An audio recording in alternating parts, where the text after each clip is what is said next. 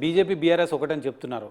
కానీ ఈరోజు కేటీఆర్ మాట్లాడుతూ రాహుల్ గాంధీ నుంచి మొదలు పెడితే రేవంత్ రెడ్డి వరకు కూడా అదానీ ఒకటే, అదానీ మోడీ ఒకటే అని ఆరోపించిన వాళ్ళంతా కూడా ఈరోజు అదానీ కొడుకుతో కలిసి దావోస్లో చెట్టాపట్టాలు వేసుకొని తిరుగుతున్నారని చెప్తున్నారు. ఏమంటారు? దానికి ఏం చెప్తారు? మేము బీజేపీ ఆఫీస్కి వెళ్ళమా? వాళ్ళు మా దగ్గర దావోస్ ఈజ్ ఏ బిజినెస్ అగ్రిమెంట్స్కి సంబంధించిన ఒక వ్యాపార సమ్మిట్. అది సమ్మిట్.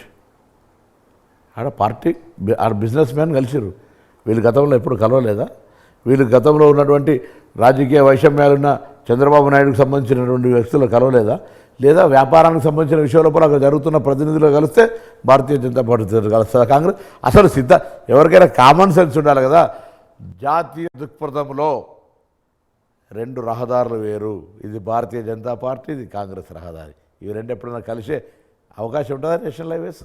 మీరు ఇటువైపు అయితే ఇటువైపు అయితే ఇటు గోడ మీద పిల్లలు మీరు మమ్మల్ని గురించి మాట్లాడితే ఎట్లా? What is your stand? Are you with India? మీరు ఇండియా కుటుంబంలో ఉన్నావా లేదా?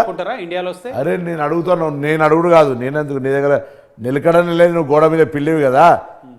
నువ్వు ఒకవైపు భారతీయ జనతా పార్టీ తిడుతున్నా అంటావు. ఇండియా కూటమిలో ఎందుకు లేవు? నేను దాని గురించి I'm not going that subject. నువ్వు బీజేపీని వ్యతిరేకించే నిజమైన వాదివి అయితే దేశవ్యాప్తంగా ఉన్న రాజకీయ పార్టీలను ఇండియా కూటమిగా ఏర్పడితే నువ్వు ఎందుకు అందులో లేవు? నెంబర్ 1. నెంబర్ 2, నిజంగానే భారతీయ జనతా పార్టీకి సంబంధించిన ప్రభుత్వాన్ని వ్యతిరేకిస్తే మీరు గత 10 సంవత్సరాలుగో పార్లమెంటు వేదికగా ఏ బిల్లునైనా వ్యతిరేకించినటువంటి ఘటనలు ఉన్నాయా? ప్రజల అంశం వచ్చినప్పుడు ఊరికినట్లా పార్లమెంట్లో ప్లే కార్డులు పెడితే నిండు సభలో నరేంద్ర మోడీ గారు తెలంగాణ ఏర్పాటు పట్ల అపహాస్యం చేసే విధంగా మాట్లాడి తెలంగాణ అమరవీరులను అవమానపరిస్తే ఈవెన్ అమిత్ షా గారు కూడా మాట్లాడితే కనీసం పార్లమెంటు ప్రొటెస్ట్ కూడా చేయలేనటువంటి అసమర్థలు ఉన్న ఈ పార్టీ ఏం తెలంగాణ గౌరవాన్ని కాపాడినరు? అంటే బండి సంజయ్ అవినీతి ఆరోపణలు నిజమని నమ్ముతున్నారా, లేకపోతే బండి సంజయ్ని తొలగించడం అన్యాయం అనేది అంటున్నారా? కిషన్ రెడ్డి గారు చెప్పాలి, వాళ్ళ పార్టీ నాయకత్వం చెప్పాలి. నేనేమంటున్నా, బండి సంజయ్ గారు నిన్ను అవినీతి ఆరోపణలని తొలగించిర్రా, లేదా కేసీఆర్ నిన్ను పక్కన జరిపి నిరూపించుకోవాలి? ఇప్పుడు నిరూపించుకోవాలి. ఎందుకు నిరూపించుకోలేకపోతున్నా అంటే మీకు తెలుసు, మీకు కూడా కరీంనగర్తో సంబంధం ఉంది. ఎన్నికల్లో పోయినసారి పోటీ చేసినప్పుడు ఇది ఆస్కార్ అవార్డు గ్రహీత.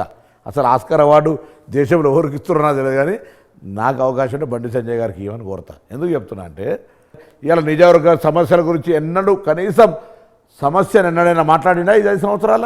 ఇప్పుడు అంటుండు రేవంత్ రెడ్డి గారు సిరిసిల్ల వస్త్ర పరీక్ష సంక్షోభంలో నూలు పని వేసింది, నీ ప్రభుత్వం తీయగలుగుతావా? మాట్లాడు ముందు. కానీ ఇంత ధైర్యం ఉన్న మీరు, పొన్నం గారికి ఇంత ధైర్యం ఉంది, బండి సంజయ్ మీద ఇంత మాట్లాడిన మీరు ఎందుకు హుస్నాబాద్ దాకా పారిపోయారు, కరీంనగర్ వదిలేసి? పారిపోవడానికి నా పార్లమెంట్ నా దమ్ముంది, వేరే కలవే గెలగలిగిన దమ్మను. అరే నా మీద పోటీ చేయనుండే కదా అంతా, నీకు అంత ధైర్యం ఉంటే.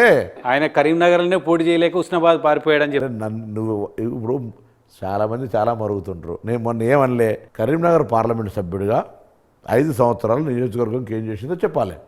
లేదా తెలంగాణకు సంబంధించిన రాష్ట్ర అధ్యక్షుడిగా ఆయన కానీ, లక్ష్మణ్ గారు కానీ, కిషన్ రెడ్డి గారు కానీ, వీళ్ళు భారతీయ జనతా పార్టీకి సంబంధించి విభజన హామీలు కావచ్చు, ఈ రాష్ట్ర ప్రయోజనాలకు ఏంది మొన్న కదా గిరిజన యూనివర్సిటీ తెచ్చినావు. ఎన్నికల ముందు ఎన్నికలు వస్తున్నాయని డ్రామాలు ఆడితే ఎవరు నమ్మాలి మిమ్మల్ని? తెలంగాణ విభజననే వ్యతిరేకించిన మీరు ఏ డిఎన్ఏ తోటి తెలంగాణ ఓట్లడిగే సిగ్గెక్కదు.